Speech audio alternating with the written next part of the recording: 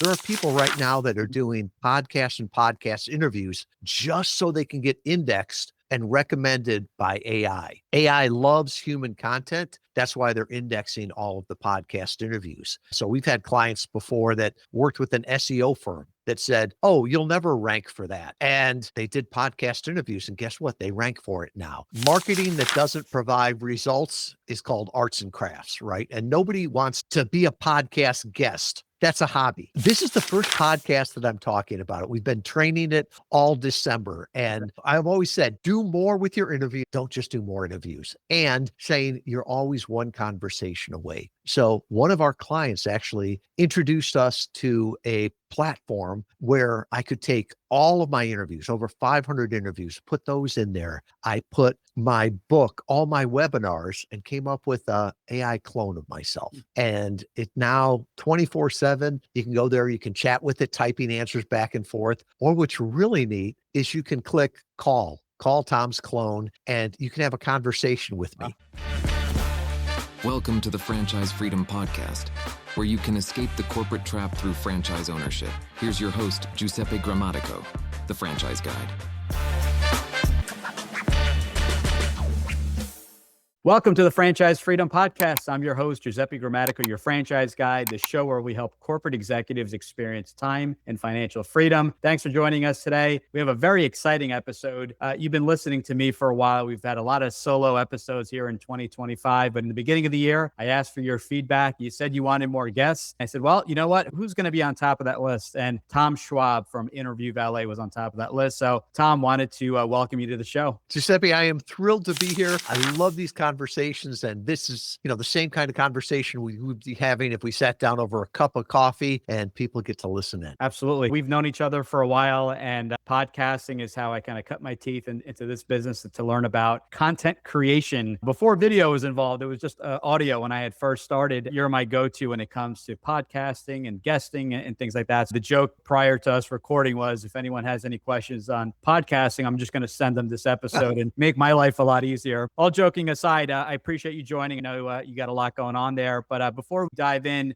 give the audience a little context of who Tom is and how did you get into podcast guesting? It's one of those things where it's an evolution, not a revolution, right? And I believe that we're all one conversation away. I am an engineer by degree. I went back to school and got my MBA in marketing. I understand all the marketing speak, but I also understand as a human, as an entrepreneur, right? The best things in my life didn't come through a funnel. They came through a conversation, right? The best clients, the best employees, heck, my wife, right? My bride came from a conversation. It's not like I had this perfect Facebook campaign and a marketing funnel. And I think we have forgotten the importance of conversations, especially when it's a high ticket, high relationship, high service business, right? You can buy a product, you can compare the spec sheets. But for most of us, when you're working with a franchise advisor, you're betting on the jockey, right? I trust Giuseppe to bring me the best opportunities there. While I'm a big fan of automation, we're entering the conversation economy where conversations are more powerful than ever. I cannot agree more. This idea of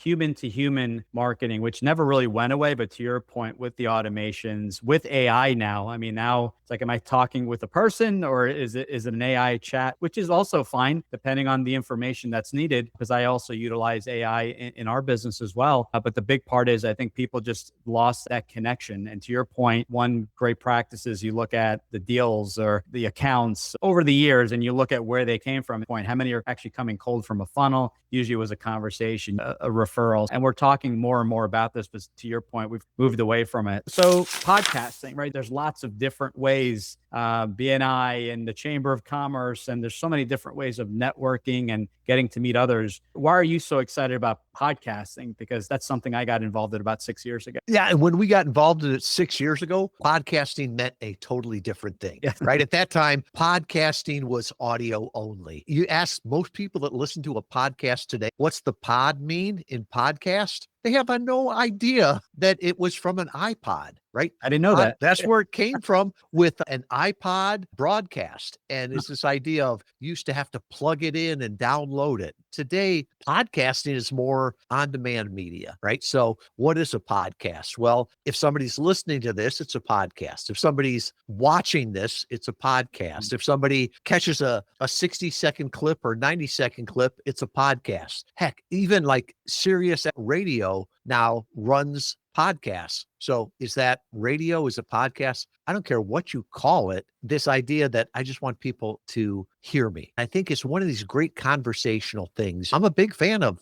BNI and in-person networking, but the problem is that it doesn't always scale, especially if your business is beyond a certain geography, right? You've got to figure out a way to connect with your clients. So many times people now are talking quantity or quality, more or better. It's this idea of just post every 15 minutes on social media. Very efficient, not very effective. Or email 1 million people every morning. It's very efficient, but it's not effective to spam them. Like you said, you go to BNI, you get introduced by somebody. There's that transfer of authority. You get to talk with them, and you know that converts, right? It's the quality, but the problem becomes is how do you scale that? And I look at podcasts. Let's dissect this, right? Nobody jumped on here because they saw Tom Schwab, right? You're the thought leader. You're the person that has that authority. By you introducing me, you transfer that authority to me, and you get to talk with people at scale. I sometimes feel guilty as a guest because the host does the vast majority of the work. The guest gets the majority of the benefit. So thank you. Well, you get to do most of the talking. So yes, there's definitely some editing and things behind the scene, but it really depends on the guest. I always say, these questions are open-ended. We don't want to just answer it with yes and no and just have a real conversation. Forget we're even recording. I appreciate that. When I first started, I think it was February of 2020, the agency that helped me launch told me I had a face for radio. So I took that until later that year. We went on YouTube and I said, I'm screwed now. We have to change the format. It was nerve-wracking that first year, just getting comfortable in front of the camera. Where am I looking? What's the right lighting?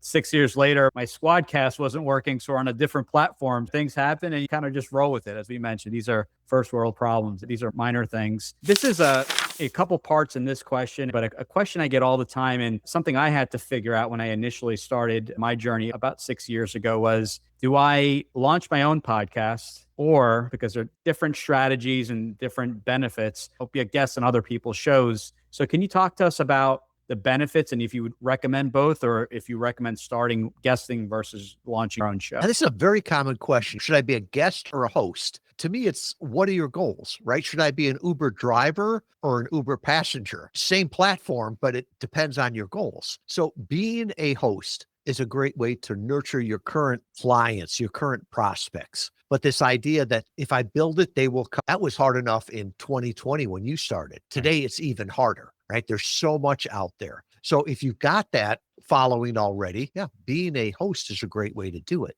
But being a guest is the great way to go out there and get new exposure, new leads. It's almost like speaking on other people's stages until you have your own there. And the other part with that too is that you get the benefits of all the backlinks, right? For the SEO, you get the authority, you get people mentioning you on social media for other ones. So I'm not sure that it's an either or. I think sometimes it's a both. But what I always recommend to people is make sure you've tried the medium before you launch something yourself. We had one of our clients that told us, and I thought she was perfect on this. She said, I was a bridesmaid before I was a bride. What does that mean? She's like, well, before you plan your own wedding, you've seen it behind the curtain. It's the same way. It looks different than if you're just sitting out in the audience. And she's like, if I had just sat out in the audience of a podcast and then try to launch my own, I wouldn't have been as confident. I would have been able to see what I liked, what I didn't. We work with a lot of podcast production agencies, right? We don't produce podcasts ourselves, but they'll come to us and they call it phase 0. So while they're getting ready to produce the podcast, there's usually about a 90-day period from when you start to when it goes live. They say, go out there and get some reps on other people's podcasts, talk with them, see how they have it set up, practice on other people's stage before you start your own. Yeah, I 7-8 years ago, I was on my first podcast as a guest. That's how I broke into it and started, to your point, you start experiencing the things you like, the things you don't like. It was crazy because it was because we recorded video, but as you mentioned, it was mostly audio. So just getting used to that, to the conversations,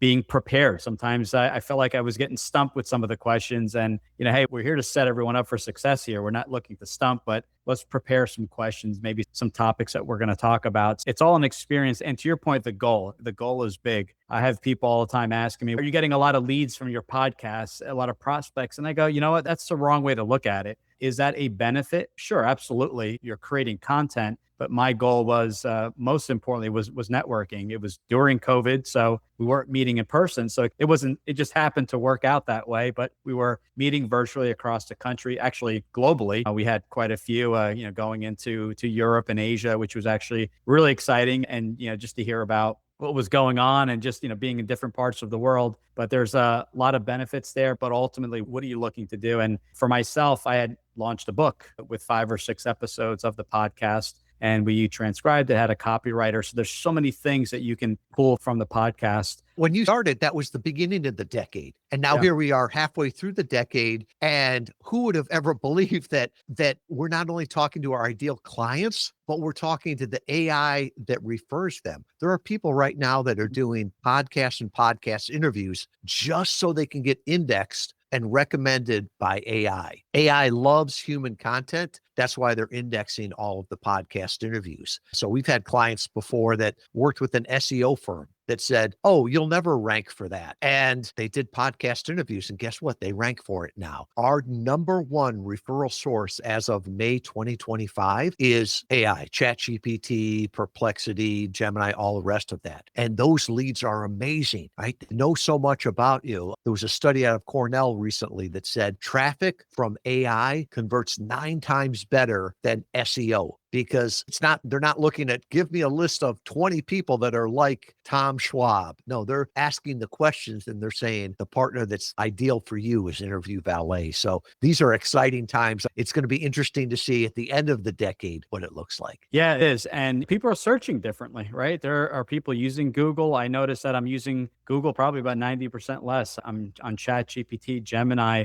Sometimes I'm comparing if it's something really technical just to see what kind of feedback I'm going to get. It's interesting how, it's changed so quickly, just so fast over the last 12 months. You said 9 times the conversion. I did not know that. That's absolutely amazing. I want to talk about AI, but before we do that, talk to us about a service offering, who your ideal client is, and then some of the things that you're working on. Yeah. So I think the big thing is we're always looking for results, right? Marketing that doesn't provide results is called arts and crafts, right? And nobody wants to be a podcast guest. That's a hobby. We've all got enough hobbies. They want the results that come from that. So what's the results that you want? You want people to know you. You want to build that trust. You want to be known online. You want to be known by AI. If somebody hears you and they check you out, you want them to find you. You want to have all of this content to repurpose. You could launch a book with it, a podcast, grow your social media. All of those things come from this, right? Exposure brings opportunity. But one of the words that I don't use is podcast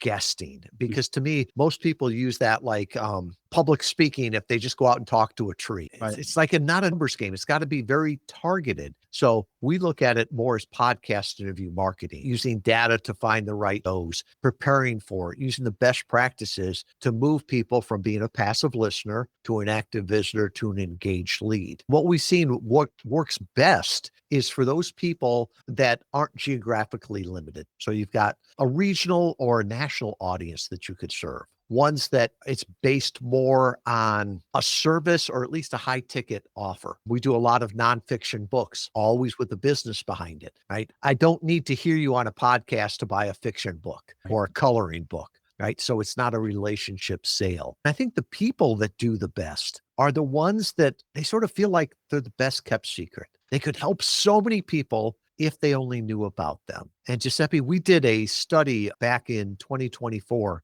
The vast majority of our clients were introverts. And that struck me. What we found is that there are those people that are the loud, extroverted carnival barkers, right? You get them on a podcast, and the first question is usually, tell me about yourself. And 45 minutes later, it's like we wrap up the interview. Right. Hey guys, thanks for listening. I hope you're enjoying the show. As a thank you for being a valued listener, wanted to offer you a free copy of my book, Franchise Freedom. This book was written back in 2020, and it's my exact blueprint in helping you find that perfect franchise. I wrote it based off my experiences and wanted to pass that along to you.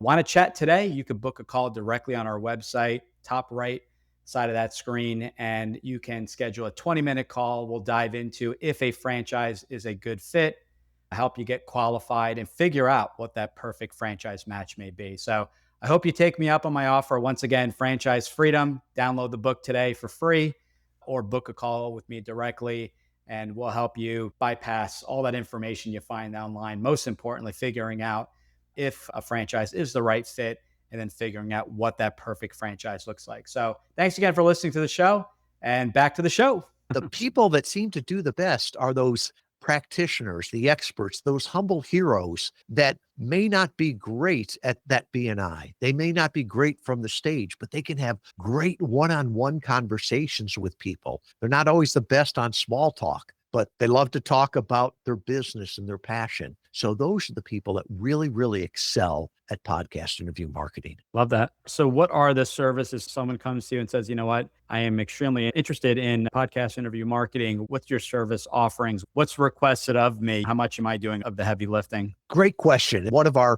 taglines came from a client. He said, you let me be the guest and you take care of the rest. I'm like, oh, that's good. I'm taking that. The one thing we can't do is the performance, right? That's you. You've got to do that. But we can do everything to support you with that. So when people come to us, we have that initial discovery call. It's always with me. We've got a team of 20, but I want to talk with every person that we might invite to work with. So it's this idea of, could you get great results from this? We'll be straightforward with you on that. And then as we move forward, it's like, who do you want to talk with? Let's use data to find that audience. Let's go through your messaging of past interviews, your website. What's your point of view? What are those things that you want to share with the world? What makes you different? And one of the things I see is the best podcast guests are the ones that show up and say, this is the problem in the world. This is how I see to solve it. And if you agree with me, come along. You want people to turn you up or turn you off, not forget you. So we do everything from preparing the guest, getting all their documents together, working with them on the topics. We'll do a walkthrough interview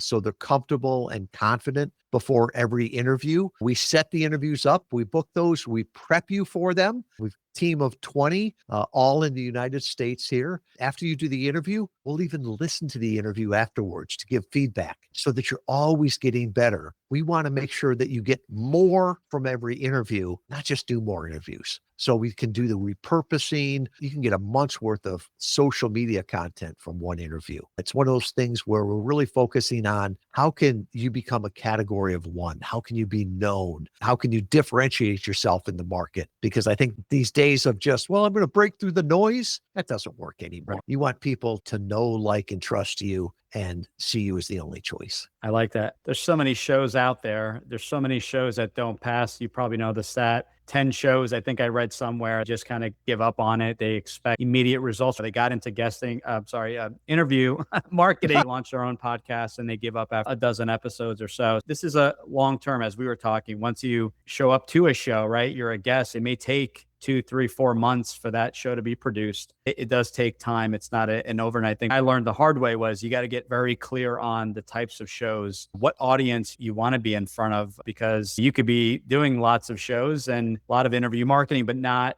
on the right shows, not in front of the right audiences. So I think that's a big part of it. So the solution isn't, let me jump on more shows. It's getting on, as you mentioned, the right shows. So it sounds like you do the heavy lifting, you get the clients on the show. So the repurposing aspect, is that something that you offer? Is that coaching, or is that you actually do the repurposing? We do both. We've got a guide that shows you how to do it, but most of our clients just came and said, I just want to be the guest. You redo it for me. And so we've got a team that does it with excellence. So we do that right after every interview for our clients, if they need that, if they don't have an in-house team for that. Because like you said, we're looking for results. You mentioned the mean time between when you reach out to a host and they invite you scheduled, recorded, edited, and live, it's about 90 days, right? About 3 months. And so clients will come to us or prospects and say, can I try it for a month or two? No, you won't see any results in a month or two. At the end of that first quarter, you'll be having this feeling that, oh, these are great conversations. These are going to work. That second quarter is when they go live and you see the traction you get with them. So that's why our initial engagements are always 6 months, right? Because we want you to see the results with this. And then after that, we go month to month, right? We earn our business every month. We've got clients that have been with us for years and years. We've been in business going on 11 years now. And the oldest client with us has been with us 7 years. That's a good thing, right? If they're staying on something's working. Not to put you on the spot, but do you guarantee that the show gets published? Sometimes I've been on shows and the show just never gets published for whatever reason. How do you handle that? We do. And we always, if you want to call it the baker's dozen or the podcaster's dozen, we always get extra shows in there because like you said, there are times where something happens. Right. I can think of one where the host, she got breast cancer and she stopped her show. Now, it's not the guest's fault. It's not the host's fault, but we want to make sure that if we guaranteed you this number of shows, that we don't have to come back 3-4 months later. So we always had a couple extra ones in there, but yeah, guaranteeing that you get live shows. So we were hinting about AI and we talked about in the beginning of the episode before we started recording. Talk to us about what you have worked on. Did you clone yourself? You were talking about something with AI. This is the first podcast that I'm talking about it. We've been training it all December. And I've always said, do more with your interview. Don't just do more interviews. And saying you're always one conversation away. So one of our clients actually introduced us to a platform where I could take all of my interviews, over 500 interviews, put those in there.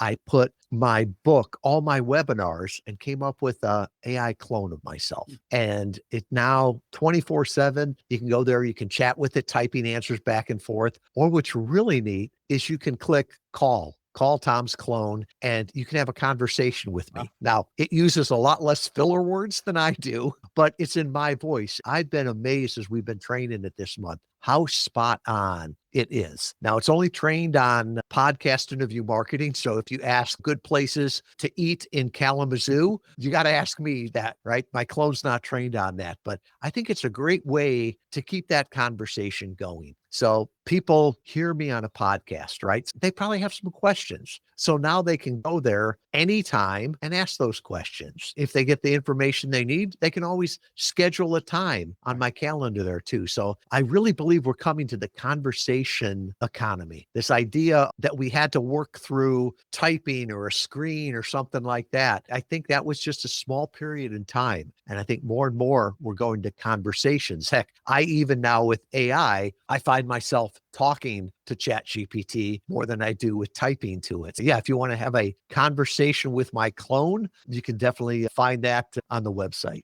All right. And I got to ask this question. Who am I talking to? Is this the live Tom Schwab or is this the AI version? Sometimes you don't know if I'm talking to a live person or not, but that's cool. And it's learning, right? I mean, you add another 100 episodes and you're covering different topics and it's constantly evolving, constantly learning. And I love that, especially with these platforms. They're able to do it so efficiently, upload the show and sometimes change up the answers. I really like that. Where can people find this and start talking with your AI version? Go back to interviewvalet.com/franchise freedom. I'll put my AI clone there. You can talk with that. I'll put my calendar link if you want to talk with the one and only Tom Schwab with all the filler words. I'll also throw a copy of my book up there. You can buy it on Amazon, but if you want a free copy, you can get it there too. Love that. And that's the best place to reach you if they want to start reaching out or learning more about your company services. Very much so. Everything's there at interviewvalet.com/franchise freedom. I'll put my social media there. One of the things that we've learned over the last 11 years is keep it simple, right? You got to realize that 70% of people are listening to it sped up. They're working out while they're doing this. They're driving, they're multitasking. So you got to make it easy for them to take the next step and keep the conversation going. Love that. There's so many other questions that I have, and I have such a passion for podcasting. This has just grown my belief for having that personal brand. The personal brand is something that cannot be necessarily cloned. If you are in franchising, if you are in podcasting, if you are in painting, I just had a conversation with a painting franchise. People are following you. They have that trust in you. You have that authority. So no matter what business you get into, I truly feel this is where people shine via their personal brand. This is what stands out. Do they want to hear an AI interview or do they want to hear the live person really giving kind of, this is my advice, this is what's going on? These are changes in the industry. What are the thoughts or what else are you seeing when it comes to marketing? Because I know for myself, And this may be a part 2 down the road, but I noticed that for me, I always have different ways of speaking with new individuals looking at potentially buying a franchise.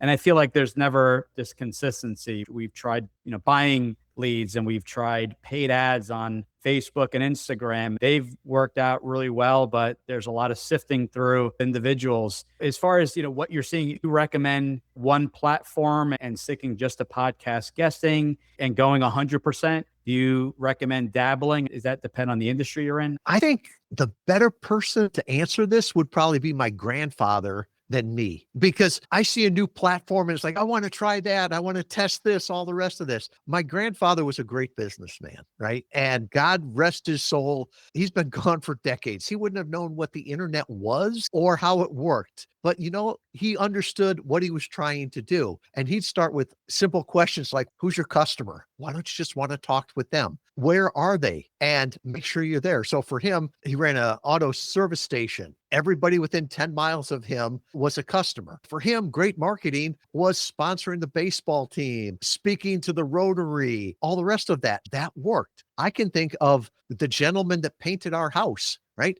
He loves working with older people, older than me, retired. He still advertises in a newspaper, like the seniors things. Works great for him. For him, it would be meaningless to be on a podcast or on social media. So I don't think there's one answer of this is where I should be. I think dividing yourself over all platforms evenly is a recipe for failure, right? Do one thing, do it, always be testing. I'm an engineer, so I always say test and keep doubling down. If something's not working, figure out why, just don't do more of it. So I think that's important there too. I think the final one is what works for someone else doesn't necessarily work for you. Figure out what your strengths are, what you can do better than other people. Like I said, I'm an engineer by degree. Writing was not one of my strengths. So to me, writing blogs was like a homework assignment. Right. But I can talk and I like doing that. I always look at it and say, look what you have an unfair advantage of, what comes natural to you, because those are the things that you'll like and continue to do, right?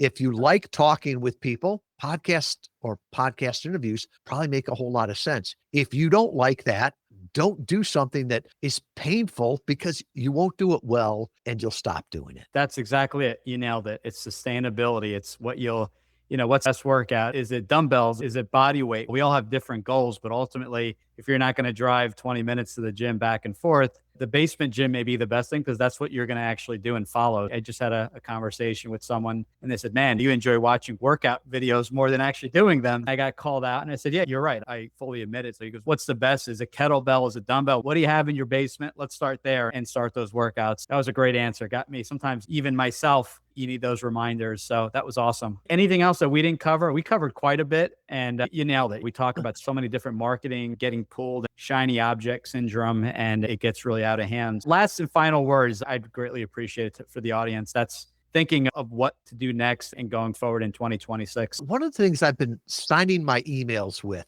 and I sign it to encourage other people, but even to remind myself, it's stay strong. The world needs to hear you now more than ever. There's a lot of negativity out there. There's a lot of information. Often I think it's those experts, the practitioners, those humble heroes that need to speak up. People can decide whether or not they listen to you or not, but I encourage people, stay strong. The world needs to hear you now more than ever, and pick the way that you want to do that. Is that being a host, a guest, speaking on stages? You need to speak up to help people because what may be ordinary to you is amazing to them. Love that. That's awesome. Well, Tom, I really appreciate you coming on the show. We're going to include the website and, where to talk with the AI version of Tom. And if you're ready to talk with Tom, I'm sure all the scheduling links and, as you mentioned, the book and everything is there. This has been a great interview. I really appreciate it. I'm always learning. Sometimes we know the answer. We need that reminder because there is a lot of noise. AI, SEO, and it pay-per-click. And it's like my head wants to absolutely explode. I come from the investment space. Just because there's Bitcoin and gold and silver, you don't have to actually invest in all of that you can pick and choose. And like Uncle Warren Buffett says, invest only in what you understand, not just because the option's there. This is great. Wanted to wish you and your family a happy holiday. And I think I'm on your show next month. So I'm looking forward to returning the favor. We'll mix in franchising, podcasting, and everything in between. So I'm really looking forward to it. Again, I really appreciate you coming back on the show. Thank you, Giuseppe. And I look forward to continuing the conversation, both with the clone and with you live when you come on the podcast interview marketing show. Sounds great. Looking forward to it. Take care. Thanks for tuning in. If you want to learn how to make the transition from corporate to owning your franchise, join Giuseppe on the next episode. You can also follow on all social media platforms and achieve financial and time freedom today.